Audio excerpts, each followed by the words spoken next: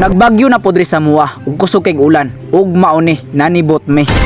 Kay wa man tay lang masudan karon goy diri na punta karon magkisaw-kisaw sa suba.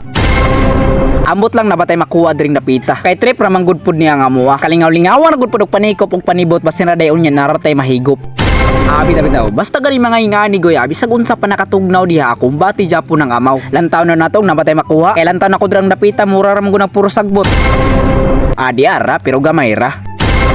So mayong adlaw kaninyong tanan diagoy sukurang adlaw di magoy kay wa man tele mabuwas sa tong kinabuhi karon matik lingaw na po nato netong kinabuhi nga lingaw. Time to check sa tong panahon diya be. Wa na ni suling na nga maw. Awa na murag lain naman po niya nga tong panahon karon. Murag gisapot naman pod. Basta gani mag-ulan-ulan na goy wa jud tay lang mabuhat ane. Kung dili magpundot ani sa balay. Dili kay tagagawas-gawas kay unsaon nga bagyo naman Pero kung bati lang Japon ta bisag unsa pa nakabagyo dira magama lang Japon tag content. Ano man digpeng payungan nato na mag-video-video ta diha ay shush. Kumbate di lang pala tawa ang sapa sa mawagoy mura nagbusay. Matik buhaton jud nato ang tanan bisag ulan para lang malingaw mo bahalag maingnan patadra nila og buang-buang. Subag ong sugod jud ning baha karon goy. Bahalag magkinaunsa pa na diha goy bahalag magbagyo pa na diha basta kay vlogger ta. Unya lantaw na ko dring napita goy mura gitugnaw naman ning manok ni Roel. Okay ra kada no? Mao ni nagsabotay na pud ang mga amaw nga manibot ta pud lagi daw. Unya unsa pa may gihulat nimo diha? Mo transition na ta. Di pa basta-basta nga maw goy. Matik diri na pud ta karon maglingaw-lingaw. Diha ta karon napita goy. Kana. O mo ni naabot jud mi sa mong padulungan. Igo-igo jud pud sa pag-abot rigoy bago-bago ra pud siyang nibaha. Murag hinahinay pa pero unya dapat mo kusog pa na. Basta gani mga ingani ng mga tirada goy. Bilikada jud kay na mga kabaw natoy patuna nato diri di mabantayan. Kay mo kalitrag baga gikan pa sa bukid tawa goy.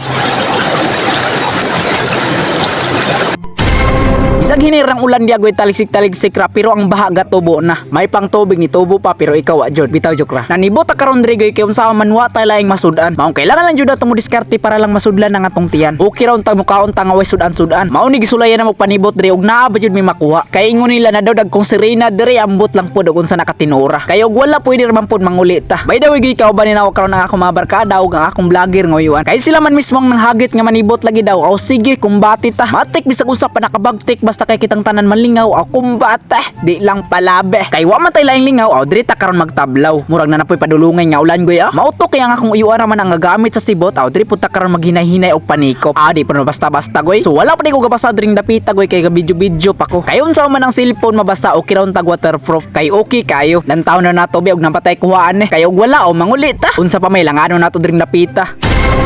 So na rin tay makuha bisag gamay. Bahalag gamay ang importante na lang tay makuha pait na. So mao pa niya mong kuha karon goy. Gamay ra pero okay na. Kumbati na. Ug lantan ako dring napita goy murag gatubo ni jud ang tubig kay murag ni dako na. Wala man tod kaabot ang kusog nga ulan diri pero sa bukid kusog kayo. Makaano na ganin ni siya bisag bata nga puya. Mao naman jud nga atong naandang kinabuhi karon ato na lang padayonon. Kay dili man ta dato para mag-inarte maong kumbate. Kay sa tinud lang goy ako to be proud nga pobre.